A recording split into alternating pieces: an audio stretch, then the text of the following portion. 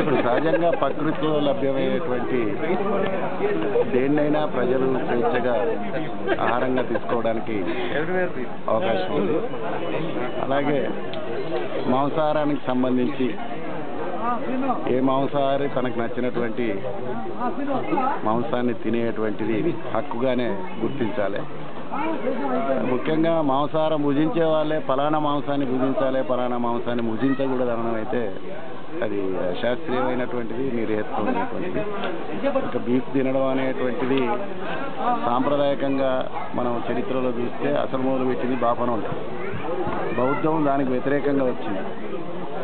మొత్తం వ్యవసాయం నష్టం జరుగుతుంది, జంతు హింస జరుగుతుందనే దగ్గర నుంచి వచ్చినటువంటి పరిస్థితులు గమనిస్తే పూర్వకాలం నుంచి కూడా జంతు మాంసాన్ని ఆహారంగా స్వీకరించడం అనేది మన అలవాట్లో భాగంగా వచ్చింది కనుక దాన్ని తప్పుపట్టడం కానీ వ్యతిరేకించడం కానీ ఒక సెక్యులర్ స్టేట్లో, డెమోక్రటిక్ స్టేట్లో అన్డెమోక్రటిక్గా ఇన్సెక్యులర్గా ఉంటుందనే